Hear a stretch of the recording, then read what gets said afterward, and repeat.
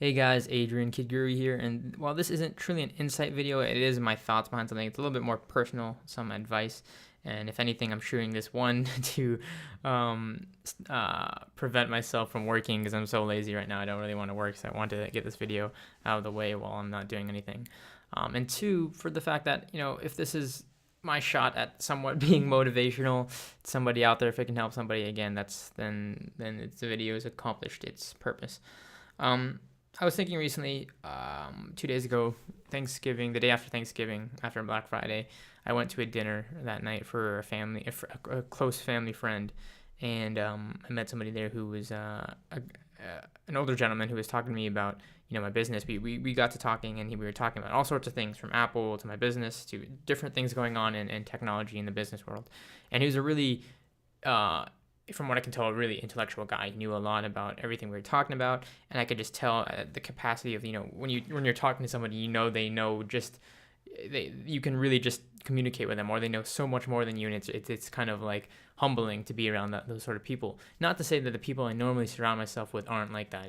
Everybody has their own different interests, and it's nice every now and then to surround yourself with people like that. Later, did I find out that this guy graduated from Stanford, has a really good has it really going for himself. He owns like 8 cars. It's ridiculous. It's crazy. And he grew up in the Silicon Valley area, and it was trying to motivate me that, he says personally he thinks that that's the next step for me, that he thinks that's where I need to be, in that area and in that atmosphere sort of thing. And it really got me thinking, not so much about just moving to California, but what I do want to be doing a year from now, 2 years from now, 10 years from now. It got me thinking about, because ironically, as the amount of success I have at 18, I still don't necessarily know where I want to be, because the fact of the matter is, one of the great pluses of what I do is I can be anywhere. I can be in France, I can be in the UK, I can be here in Japan, I can be in the States, and doing the same thing that I'm doing. Now, the question, of course, is how I want to expand and where I want to be when I do that. So that got me thinking about a saying that I've always kind of lived my life off of. People have phrases, they have usually things that center their life, and whether in its experience of something that had happened to them, something they learned, a lesson that they kind of live life by. And mine was a saying that I remember hearing. It's a Latin phrase, and it's roughly translated into English a couple different ways. So if you look it up, it'll probably be a couple of different things. But the phrase is Amat Victoria Curam, which essentially means victory loves preparation, or victory requires preparation. You'll also see it like victory loves carefulness. You'll see it all different sort of ways, but the underlying premise being victory, requires preparation in some sort of the matter. What that means to me really is that whatever victory is to you, and it's not necessarily just success, it may be happiness, it may be whatever, for to each its own, requires some sort of thought process. It requires some sort of preparation, some sort of planning, not just, winging it. And that can work for some people, but it requires patience. It requires time. It requires readiness and the ability to strike when opportunity presents itself. Luck doesn't so much exist to me. It's more that when an opportunity presents itself, when you're right in front of something, are you going to take it? Are you going to execute? Whatever that may be, business, life, relationships, whatever. And I live by that. And I live by that because time is our most valuable resource now. And I realize that. And even at 18, a lot of people talk to me, when you're so young, why are you so time conscious? Why are you so concerned about what you're going to do in certain areas and goals? Because I am very goal oriented. I want to do a lot of things. I've never been shy to say this. I want to do a lot of things by 20. I want to make my first million net worth wise. And that's definitely a goal I'm shooting towards. And I have another year to achieve that. And I have a lot of things that I'm shooting for, but it's not necessarily because I know I'm young, and I know hopefully I have many years ahead of me. I can't exactly tell you, whether or not I'm going to make it to 70, 80, 90. I can't tell you that. No, nobody can guarantee that. But I like to live in the fact that, you do need to prepare for the years down the road, but setting these little obstacles and goals for myself to keep on pushing myself. I know now that time is my most valuable resource, and no matter how young I am, whether I'm 18 or 19 or 20, I don't try to waste that. I don't waste my time on these petty things that at the end of the day aren't gonna so much, that it upsets me when I waste so much time on something, or when I realize at the end of the day there was really no use to that. Recently, and I'm gonna have a whole video on this on my Black Friday vlog upcoming soon. I talk about it in a good portion of it about a altercation that happened in the line, where essentially we were in the front of the line. Some guy a couple of spots back was upset because I was holding the line spot for some people, even though I was the one who first, like the very first person in line. I got there with a friend and I held some spots for a couple of people, and the people behind us had no issue with it. It was just essentially this guy a couple spaces back. And I assured him, at first I tried to assure him, hey, we're not here to take any laptops or TVs, because I could tell that's why he was concerned. He wanted his laptop. He thought he wasn't going to get it. That sort of issue. I try to be reasonable, and then he just had this pent up anger. He waited like 5 hours, 6 hours in the line till the morning when we were getting ready to open the doors to complain to the managers, and they told him he was in the wrong. I could, technically I could do what I did. And the thing was, like, at the end, I kind of said, like, you're arguing with an 18-year-old, and not only does that make you look really arrogant and all of that, but I said, like, you held on to all of this for like 5-6 hours, thinking about it. You held on to all this rage for no reason, because at the end of the day, he walked out with the stuff he wanted, like literally, like there was no harm, no foul done. So that's what I'm talking about. I try to steer away from those situations nowadays, because I'm very much somebody who looks 10 years, 5 years, 20 years down the road in terms of everything I do, both personally and business wise. Yeah, I could buy a lot of nice things now, and not to say I don't buy nice things every now and then, but yeah, I can buy really, really nice things if I wanted to.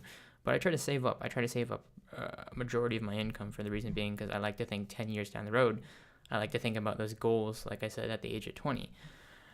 I think to win in victory, like I said earlier, whatever that is for you, you need to be prepared in some aspect. Now, the irony of it is, I've also said before that you're never 110% prepared for anything or for certain aspects of life. Because the fact of the matter is, they say roll with the punches in life, but the fact of the matter is that life is going to hit you sometimes, and you're not even going to see it coming. Whether that's somebody walking out of your life, whether it's somebody passing away. There's so many unpredictable things that come with life, so you're never 110% prepared for those things. If somebody passes away, if somebody you lose somebody close to you, all of those things, you're never 110% ready. But the thought process, the mental capacity to pick yourself up and to keep on going, that's preparation to me.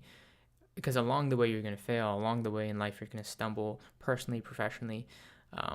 It's the capacity to get up and say, this is what I'm going to do. This is where I'm going to go. This is where I'm going to be in X amount of years. And plan that out. Like, really sit down and plan that out and think about it. Think about legacy. Think about not just 10 years, 20 years from now, but I like to think about where I'm going to be, what I'm going to leave after, no matter how small or big it is when I pass away. What am I going to contribute to this world that lives on beyond me? Whether it is some idea that I create, whether it's a company that I leave behind that continues to do work after I exist. That's legacy, and you build your legacy every day of your life. No matter how old you are, you build your own legacy.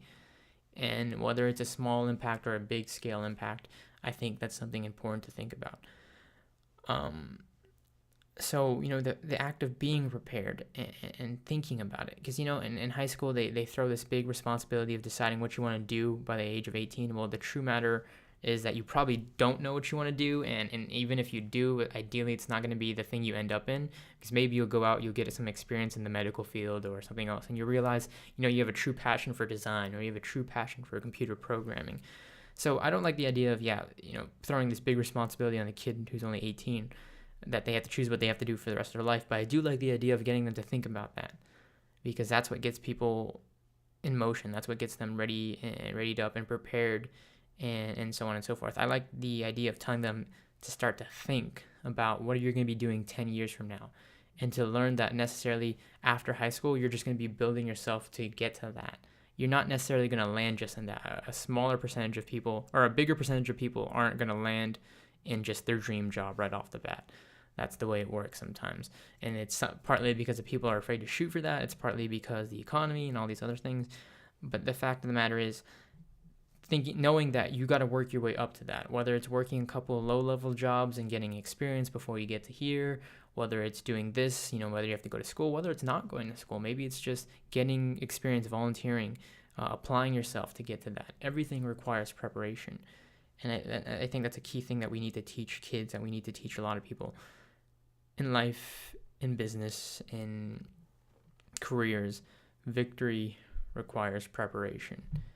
You can never go wrong being prepared.